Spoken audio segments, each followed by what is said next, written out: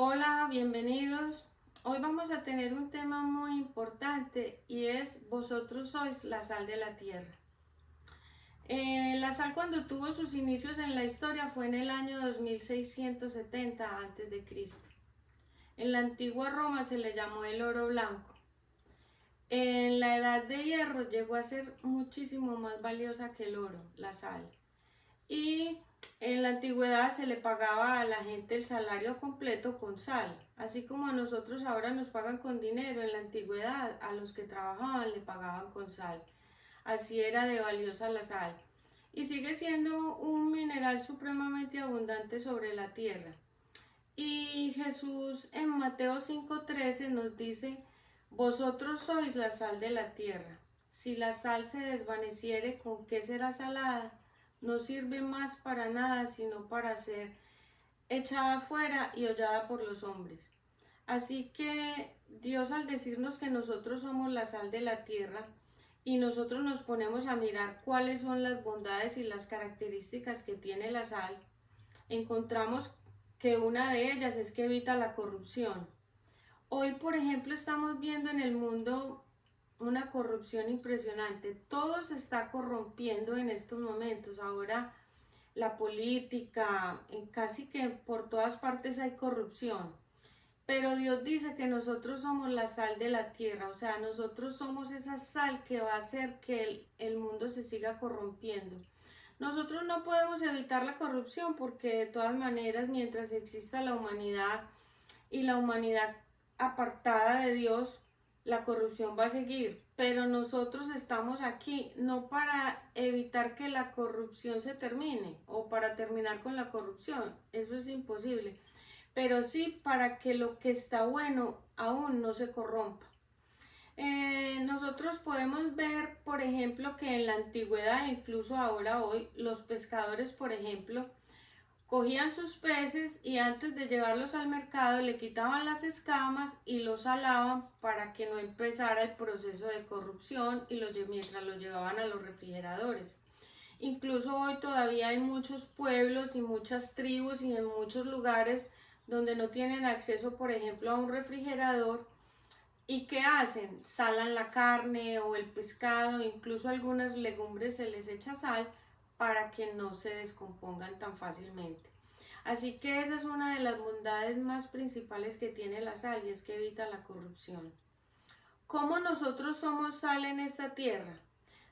Teniendo un buen testimonio, siempre que la gente cuando ve como por ejemplo nuestra santidad, nuestra manera de cómo empezamos a vivir, cómo Dios ha cambiado nuestras vidas, empezamos a ser una buena influencia no solamente para los de afuera, sino también para los de nuestra casa, en la universidad, en donde nos encontremos. Vamos a comenzar a influenciar a las personas porque no vivimos como vive todo el mundo o no hacemos las cosas que no se deben, sino que siempre estamos como tratando de hacer las cosas lo mejor que se puede. Cuando vivimos así es que comenzamos a hacer sal en la tierra. Otra de las características que tiene la sal es que da sed. Cuando uno, por ejemplo, come alimentos muy salados, eso le da a uno sed, ganas de tener agua. Y esa es otra de las características que Dios quiere que nosotros hagamos, y es que creemos sed en las personas de que quieran conocer a Jesús. Porque Jesús es el camino al Padre, Jesús es la solución a tantas carencias que tiene el ser humano en la vida. Y por eso es que nosotros, en la medida en que compartimos del amor de Jesús, le creemos a la gente esa sed de seguir conociéndolo.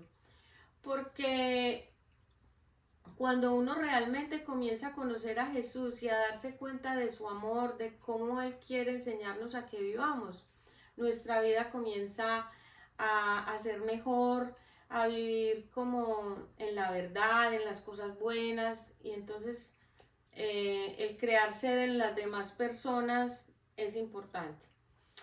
Otra de las bondades que tiene la sal, y una de las, pues después de que para la corrupción, es que da gusto. Nosotros somos esa salecita que da gusto. Por ejemplo, no sé si te has comido alguna vez un huevo sin sal. Uno dice, wow, no sabía nada. O un arroz Yo sé que cada alimento tiene su propio sabor y que si vos te comes el arroz sin sal, pues le vas a encontrar que sabe a arroz sin sal. Pero cuando uno le pone el toquecito de la sal, uno ve que, qué delicia. O un huevito, la salecita, y ahora sí sabe rico el huevo. Entonces Dios dice que nosotros somos esa sal, ese gusto que necesita esta sociedad y este mundo para ser todavía mejor. Que donde nosotros llegamos sea esa sal. Por ejemplo, ¿cómo nos podemos ser esa sal que da gusto? Por ejemplo, a veces estamos en conversaciones donde se está hablando de cosas negativas, todo lo malo. Debemos nosotros bregar a cambiar la conversación y hacer que la conversación sea buena, que sea edificante, que sean temas que nos sirvan a todos, no estar hablando como siempre lo malo, lo negativo. Nosotros hoy vemos, por ejemplo, que uno prende la televisión y no lleva ni 5 minutos y no le han hablado sino cosas malas, todo lo más negativo, porque ¿cuál es el propósito muchas veces a veces de todo lo que está pasando? Infundir miedo y temor en la sociedad. Y nosotros somos la sal de la tierra, nosotros somos los llamados a traer cambio, a traer luz, a traer las cosas buenas, porque en la vida no todo es malo, sino que dependiendo también de lo que nosotros estemos hablando y cómo vivamos, pues la vida se va a empezar a tornar buena o mala, dependiendo de cómo pensemos, cómo hablemos. Por ejemplo, hoy estamos viendo mucha corrupción, porque ahora a lo bueno se le llama malo y a lo malo bueno. Hoy vemos que la corrupción está por doquier, entonces nosotros definitivamente tenemos que ser esos agentes que Dios tiene aquí para evitar que lo que todavía no está corrupto no se corrompa. Así que yo te invito a que seas sal y que a donde estés seas esa persona que siempre tiene algo bueno que darle a los demás. Quiero que hablemos un poquito de lo que fue la historia de Lot. Lot fue un sobrino de Abraham. Cuando Abraham se fue, que Dios le dijo, vete de tu tierra y de tu parentela, Abraham se llevó a Lot. Pero ya con el tiempo ellos comenzaron a prosperar y empezaron a tener divisiones entre ellos porque empezaron a decir, no, este ganado es mío, el otro decía, no, este es de mi tío, y empezaron a haber diferencias entre ellos. Entonces Abraham le dijo a Lot, creo que llegó el momento en que nos separemos, coge tú hacia el norte o hacia el sur, escoge a dónde quieres ir, que yo iré al otro extremo de hacia donde tú vayas. Y Lot escogió la llanura, que era donde habían aguas abundantes, pero también estaba la ciudad de Sodoma y de Gomorra. Pero él escogió ese territorio y Abraham se fue hacia el otro extremo. Resulta que cuando Sodoma y Gomorra comenzó la corrupción, la descomposición social que había tan grande en Sodoma, Dios dice, no, voy a enviar unos ángeles y vamos a sacar a Lot de allá, porque ya Sodoma llegó como al tope de la descomposición, que Dios dijo, llegó la hora de destruirla. Entonces Dios envía unos ángeles para que le avisen a Lot de que la ciudad de Sodoma y de Gomorra va a ser destruida. Entonces, bueno, llegan los ángeles, le avisan a Lot que tiene que salir huyendo con todo lo que él tenga en su casa.